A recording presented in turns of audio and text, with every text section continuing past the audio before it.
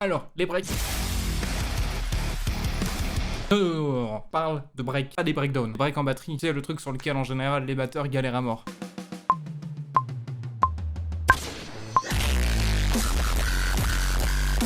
Aujourd'hui, on va parler break et on va parler construction de break. Il y a un truc qui arrive souvent et que j'ai capté avec la MAI, c'est que parfois, il y a des breaks qu'on fait dans des morceaux parce que le morceau est cool et qu'on s'inspire du break, on reproduit ce même break au sein d'un morceau parce que justement il est cool, il sonne bien, etc. Mais par contre, quand il arrive un moment d'improviser, c'est souvent difficile parce qu'en fait, on n'arrive pas à comprendre comment fonctionne la construction d'un break. Part en improvisation, on sait pas trop où on va, on sait pas trop dans quel débit on va, on n'arrive pas trop à chanter le break dans la tête, on comprenait vraiment pas trop où aller, ni comment y aller et pourquoi y aller en fait tout simplement. J'ai construit au fur et à mesure une petite technique, enfin plusieurs petites techniques qui me permettent aujourd'hui d'improviser un petit peu plus facilement et c'est pour ça aujourd'hui j'ai envie de la partager avec vous. On va prendre un break basique. Admettons qu'on parte d'un break avec un débit fixe, on va prendre la double croche.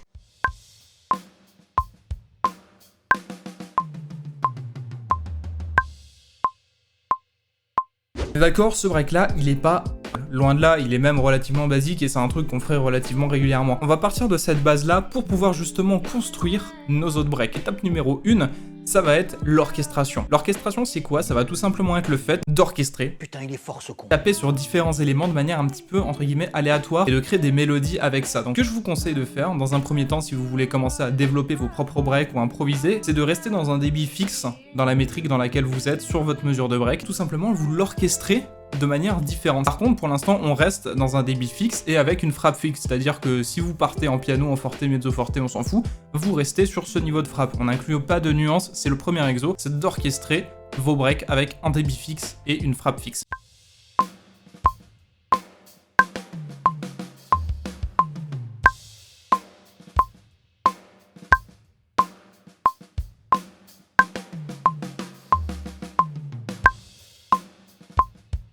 La deuxième étape maintenant, ça va tout simplement être faire varier les débits. Par exemple, des parties en croche, des parties en triolet, des parties en sextolet. De faire varier ces débits et en fait de créer pas mal de dynamique justement au sein d'un break, d'une mesure. Vous pourrez par exemple faire double croche, triolet, double croche, croche. C'est un exemple tout bête, mais c'est juste pour vous dire, ok, la première, pendant le premier temps c'est 4 coups, le deuxième c'est 3 coups, le troisième temps c'est 4 coups, le dernier temps c'est 2 coups. Après, bien évidemment, plus on va aller loin, plus on va justement faire décaler nos débits. On va par exemple faire un temps en double croche, on va jouer les deux premières double croches sur le deuxième temps, on va partir ensuite en sextolet, donc ça va en fait tout nous décaler, et il va falloir faire des jeux pour se remettre droit, etc. C'est ce que font notamment les gospel choppers, parce que ça sonne de ouf. Mais bref, on n'est pas là pour parler de ça, là on est juste dans la méthodologie pour vous aider à construire des breaks.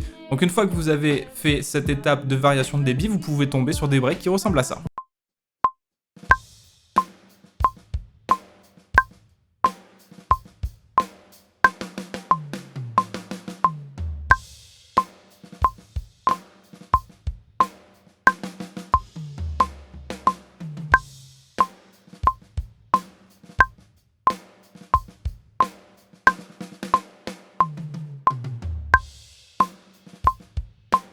Une fois que vous avez tout simplement commencé un petit peu à maîtriser, à comprendre comment fonctionne tout ça, vous pouvez inclure dans ces breaks et ces patterns des nuances et des choses un petit peu plus scolaires, comme par exemple des flats, des rats, etc. C'est des choses qui sont énormément utilisées en gospel shop, donc vous allez utiliser pas mal de doigtés différents, vous pouvez commencer à inclure des paradiddles également, et en fait en mélangeant un peu tout ça, vous allez commencer à obtenir des choses un petit peu plus complexes.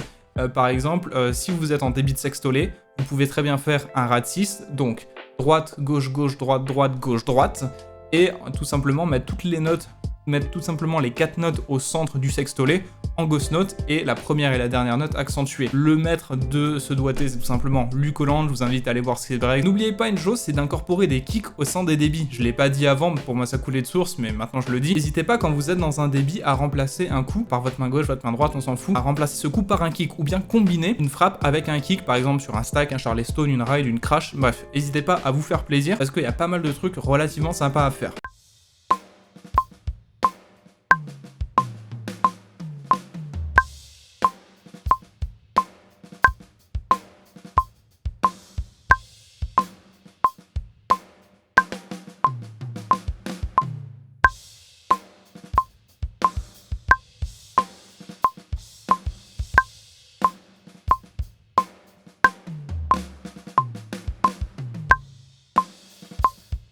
Là, ensuite, enfin, la dernière astuce, une fois que vous avez déjà compris et maîtrisé tout ce que je viens de dire avant, déjà vous vous sentirez, je pense, un peu plus libre dans votre interprétation, dans vos improvisations. Ensuite, un autre truc extrêmement cool, et ça c'est un peu le cœur de cette vidéo, c'est la technique ABC. La technique ABC, c'est quoi? Ça va tout simplement être de vous créer en fait des patterns que vous jouez très régulièrement. Par exemple, moi un truc que j'adore jouer, ça va tout simplement être main droite, deux mains gauche en ghost note, un coup de kick. Un autre truc que je fais énormément souvent, c'est droite-gauche kick. La technique ABC, ça va tout simplement être d'attribuer à une lettre un pattern. Et en fait, vous avez plein de patterns comme ça que vous pouvez utiliser et que vous pouvez combiner pour tout simplement créer des breaks vraiment cool. Et ensuite, vous allez faire des mélanges, vous allez faire ABC, ACB, BCA, CAB. Mais c'est tout simplement pour vous dire que en attribuant une lettre à un pattern, vous pouvez enchaîner des patterns, mélanger des patterns.